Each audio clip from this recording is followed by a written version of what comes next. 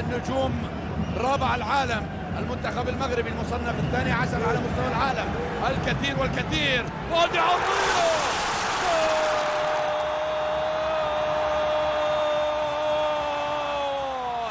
اسماعيل، يا اسماعيل، اسماعيل سيباري يضع اسمه على لافتة التاريخ، على أول صفحات التاريخ، أول من يسجل في ملعب الأمير مولاي عبد الله بعد الافتتاح الجديد. التاريخ سيذكر أجل لأسود الأطلس. المغرب تتقدم بهدف يقربهم للمونديال الخامس من هذا الشهر، الخامس من سبتمبر 2025. اسماعيل سجل الأول في هذا الملعب لأسود الأطلس. شوف الجملة، شوف اللمسات، شوف التمريرة. عيني عيني على الأولاد، عيني عيني على الأولاد. شوف يوسف، شوف يوسف، شوف بالعمري حطها بالدقة يا عيني. إيه لإسماعيل سيباري ليزور مرمى النيجر للمرة الثانية كما فعل في المباراة الماضية. عاد مرة أخرى بطريقة مختلفة، لكن النتيجة واحدة. الهدف يسجل لاعبين، لأن مباراة تأتي في بداية موسم، لذلك دكة البدلاء سيكون لها دور كبير. وهذه عرضية تلعب، الله، مزيان بالزاف، مزيان يا اسماعيل سيباري يسجل الثاني في ليلة تاريخية. الثانية من الجهة اليمنى أشرف حكيمي، والتوقيع واحد. إسماعيل سيباري يسجل الثاني لمصلحة أسود الأطلس. العالم بكل تأكيد في القارة الأفريقية سيكون الضغط كبير على اللاعبين، لكن هذه محاولة جول. أيوب، يا أيوب، بعد طول انتظار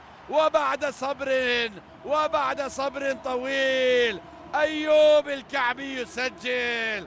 أيوب لم يستسلم، لم يظهر في الشوط الأول بالشكل المطلوب، لكن مع بداية الشوط الثاني يسجل بدون مشاكل.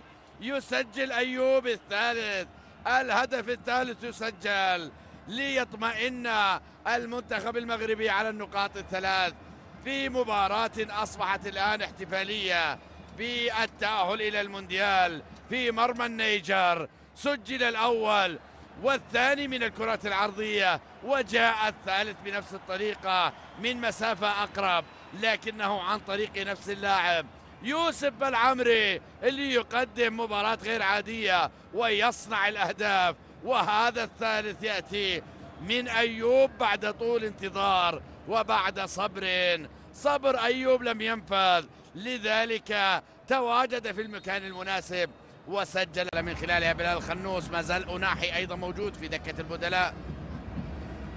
عرضية تلعب على القائم الثاني عالية ورأسية، والرابع بالرؤوس يا حمزة، بالرؤوس في أول لمسة. حمزة إكمان يكمل ما بدأه البقية، ما بدأه إسماعيل وأيوب يكمله حمزة إكمان ويسجل في هدف جاء بالرؤوس من نايف أكراد، وضعها على رأس زميله حمزة إكمان ليسجل من أول لمسة الرابع يأتي لمنتخب أسود الأطلس، لمنتخب المغرب. شوف الراسية، شوف وضعها، حطها أمام حمزة في الشباك. الرابع يأتي عن طريق البديل حمزة إكمان ليكمل ما بدأه إسماعيل وأيوب الكعبي ويسجل الهدف الرابع.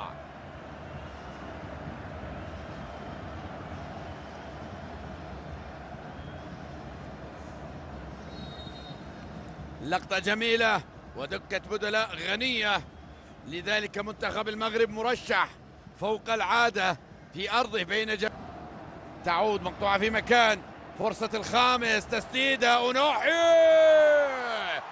جول!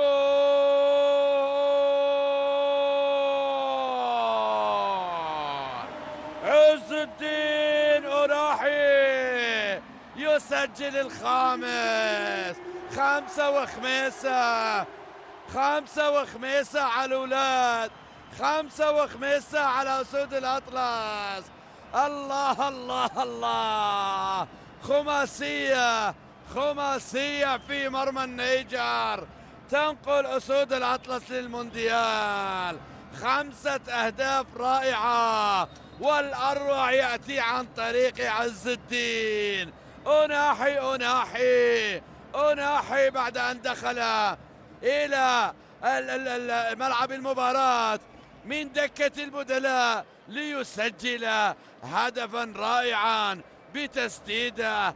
اللاعب اللي لفت أنظار العالم في مونديال قطر يستمر في العطاء، ينتقل إلى جيرونا اللي يلعب في الليغا، اللاعب اللي أذهلت مهاراته لويس إنريكي والبقية من أفضل المدربين على مستوى العالم، كانوا يتحدثون بإعجاب كبير فيما يقدمه عز الدين أوناحي.